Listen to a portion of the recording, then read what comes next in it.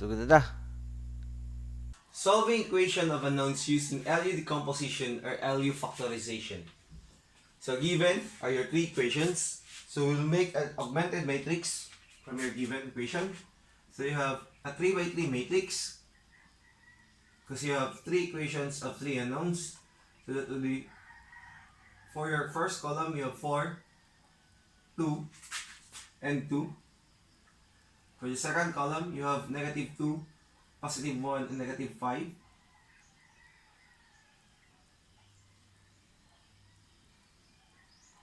For the third column you have 3, -4, and -1, multiplied by the column of your unknowns. So that will be x of 1, x of 2, and x of 3 is equal to your constant. So that would be 10, -15, and -18.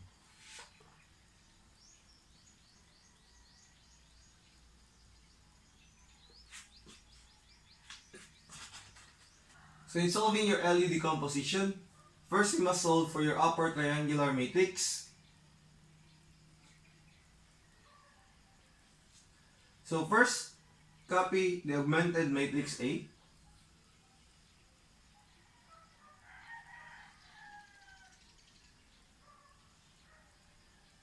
Two, 1, -4, 2, -5, -1. Next step, copy the first row.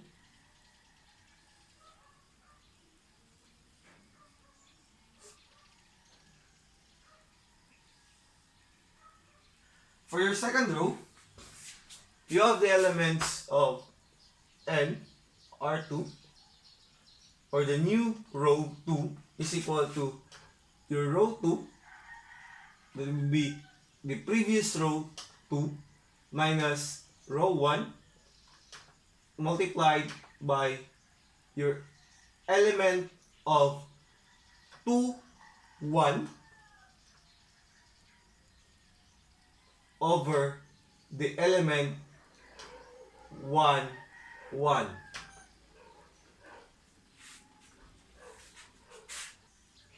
So we will solve for your R1 times A21 over A11. So your row 1 matrix will be 4, -2, and 3 multiplied by the elements of A21, so that would be row 2 column 1, row 2 column 1, so that would be 2, over A11, so that would be element of row 1 column 1, so that is equal to 4. So your row 1 times A21 over A11 would be 4 times 2 divided by 4, so that is equal to 2. -2 times 2 divided by 4, so that is equal to -1. 3 times 2 divided by 4, so that is equal to 3 halves. So we will do the operation for your new R2. So your R2 is equal to 2, 1, and -4. 2, 1, and -4. Minus, you have your R1, A21 over A11. You have 2, -1, and 3 halves. 2, -1, and 3 halves. You have 2 minus 2, so that is equal to 0. 1 minus -1, so that is equal to 2. And you have -4 minus 3 halves, so that would be -11 over 2. So this should be the new element of your row 2. You have 0, 2, negative 11 over 2. So for your R3, we have your new row 3 is equal to, we have your row 3 minus row 1 times the element of row 3 column 1, row 3 column 1 over the element of row 1 column 1. You have your R1 times A31 over A11 is equal to, the elements of your row 1 is 4, negative 2, and 3, multiplied by your A31, so that will be the element of row 3 column 1, row 3 column 1, so that is equal to 2, element of your A11, which is equal to 4,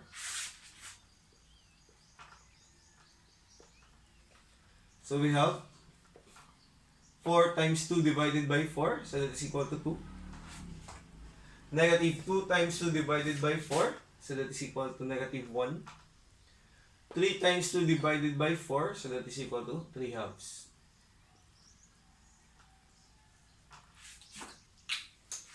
Next, we will solve for your new row 3. So you have row 3, copy row 3, so that is 2, negative 5, and negative 1.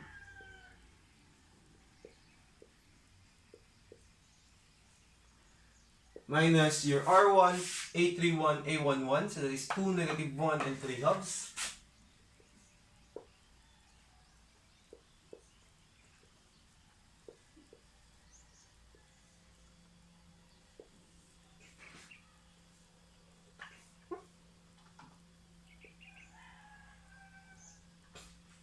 Now solve. 2 minus 2, so that is equal to 0. Negative 5 minus negative 1, so that is equal to negative 4.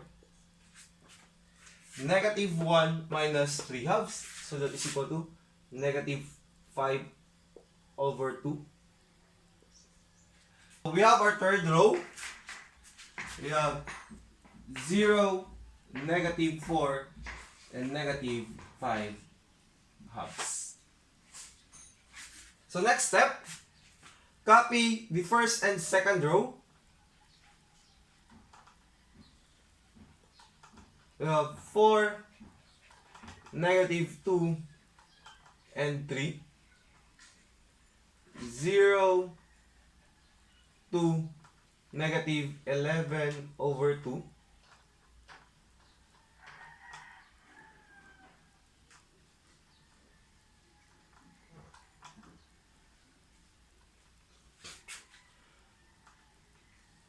To solve for your third row, you have your new row 3 is equal to your R3 minus R2 multiplied by the element of your row 3 column 2 over the element of your row 2 column 2. So your row 2 times A32 over A22, you have the elements of your row 2. Row 2 is equal to 0, 2, negative 11 over 2. 0, 2, negative 11 over 2.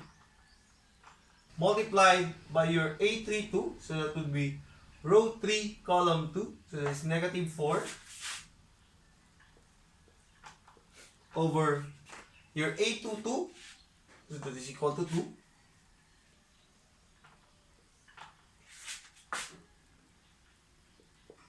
So that is equal to 0 times negative 4 divided by 2, so that is equal to 0.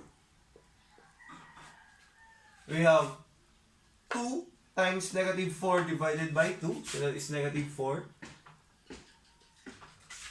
Negative 11 over 2 times negative 4 over 2, so that is equal to positive 11.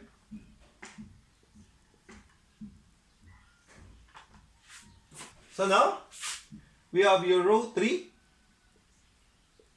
So you have 0, negative 4, and negative 5 halves. 0, negative 4, and negative 5 halves. Minus your R2, A32 over A22. So that is 0, negative 4, and 11. 0, negative 4, and 11. So do the operation. 0 minus 0, so that is equal to 0. Negative 4 minus negative 4, so that is equal to 0. Negative 5 over 2 minus 11, so that is equal to negative 27 over 2.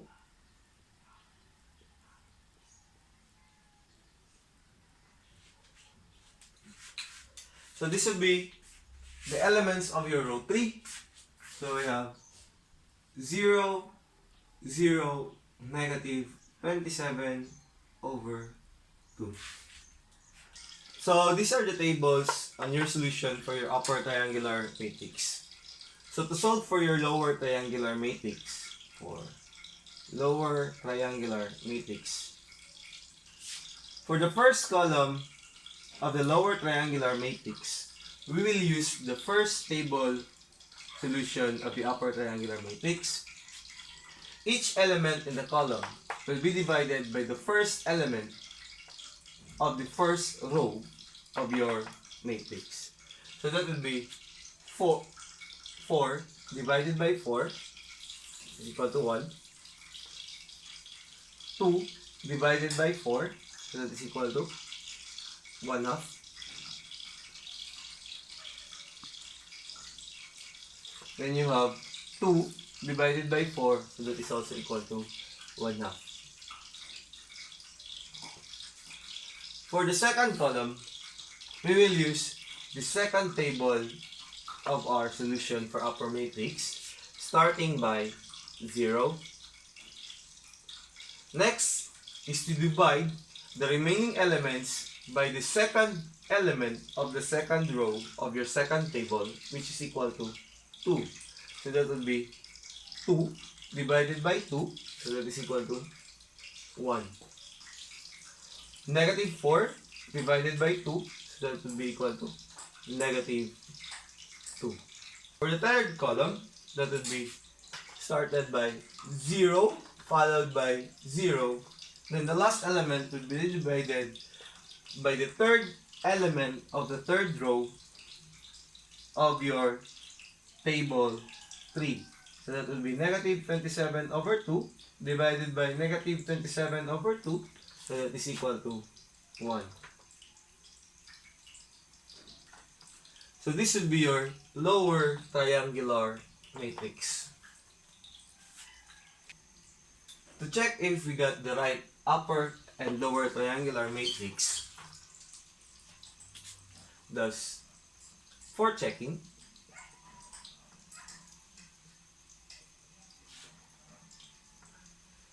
your augmented matrix would be equal to your lower triangular matrix multiplied by your upper triangular matrix.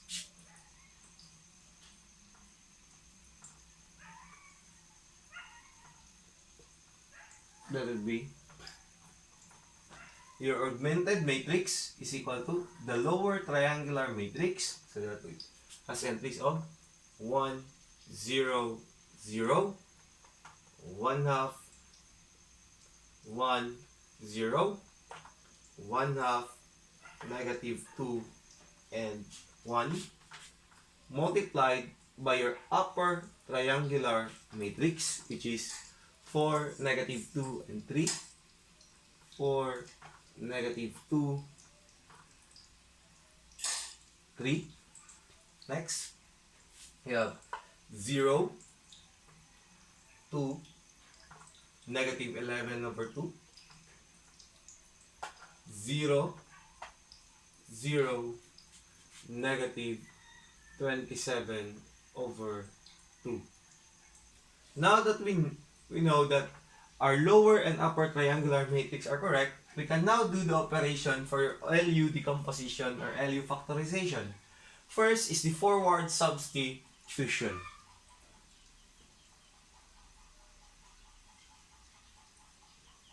Forward substitution. For your forward substitution, that would be the lower triangular matrix multiplied by Zn matrix is equal to your B of n, or the constants of your given equation of unknowns. That would be, for your lower, you have 1, 0, 0. Next, 1 half, 1 and 0.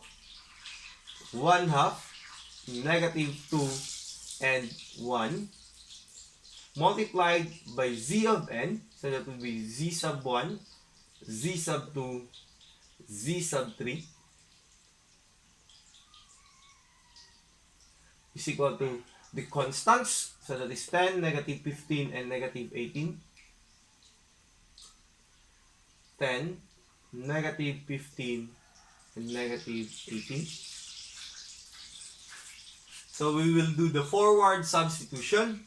That is 1 times Z1. So that is Z1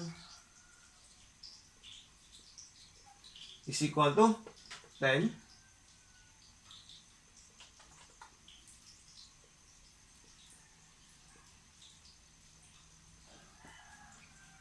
One half times Z1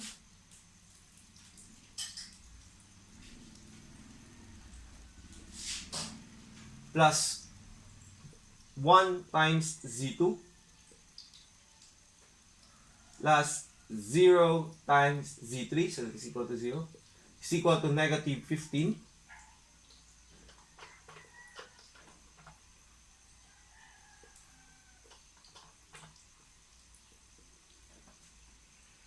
Thus your Z1 is equal to 10, substitution, so that will be 1 half times 10 plus Z2 is equal to negative 15. Transpose, so you have Z2 is equal to negative 15. 1 half times 10, so that is equal to 5. Transpose to the other side, so that will be negative 5. So your Z2 is equal to negative 15 minus 5, so that is equal to negative 20. For your Z3, you have 1 half Z1 plus negative 2 times Z2, so that is negative 2 Z2 plus 1 times Z3, so that is equal to Z3 is equal to negative 18. Your Z1 is equal to 10 and your Z2 is equal to negative 20. So substitute. We have 1 half times 10 minus 2 times negative 20 plus Z3 is equal to negative 18. So your Z3 is equal to negative 18. 1 half times 10, so that is positive 5. Transpose to the other side, so you have negative 5. You have negative 2 times negative 20, so that is equal to positive 40. Transpose to the other side, so you have negative 40. So you have negative 18 minus 5 minus 40. So your Z3 is equal to negative 63.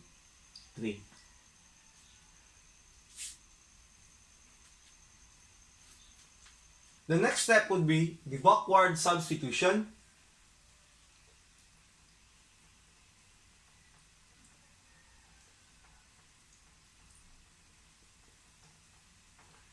So for your backward substitution, you have your upper triangular matrix multiplied by your x sub n matrix is equal to your z sub n. So you have, for your upper triangular matrix, you have the elements of 4, -2, and 3, 0, 2, -11/2, 0, 0, -27/2, multiplied by your x sub n, which is x sub 1, x sub 2, and x sub 3.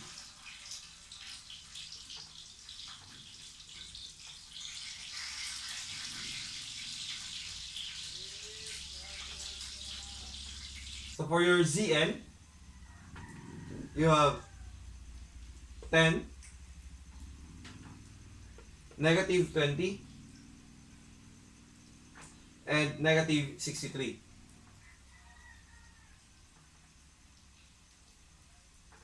So backward substitution, we will start from the lower row.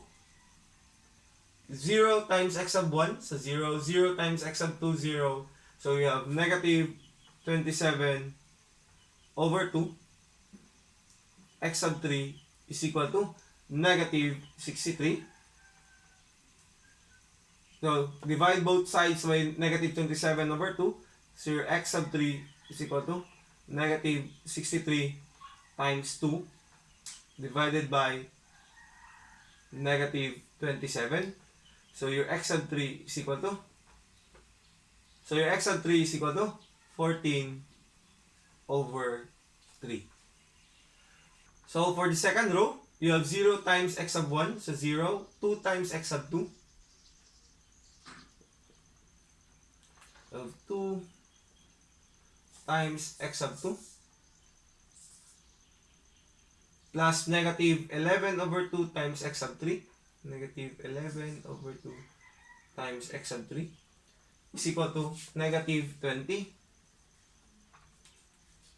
So substitute and transpose. So you have 2 x sub 2 is equal to -20. Transpose to the other side, so that will be +11/2 times your x sub 3, that is equal to 14/3. So divide both sides by 2. So divided by 2. So your x sub 2 is equal to 17/6. For the first row, we have 4 times x sub 1 plus -2 times x sub 2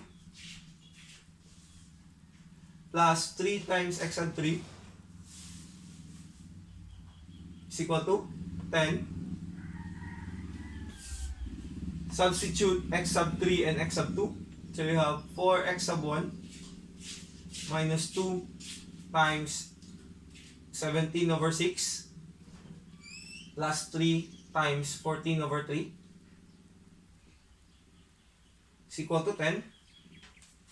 Transpose. So you have 4 x sub 1 is equal to 10. Negative transpose to the other side, so that will be positive 2 times 17/6. 2 times 17/6. 2 times 17/6. Positive transpose to the other side, so that will be negative 3 times 14/3. Divide both sides by 4.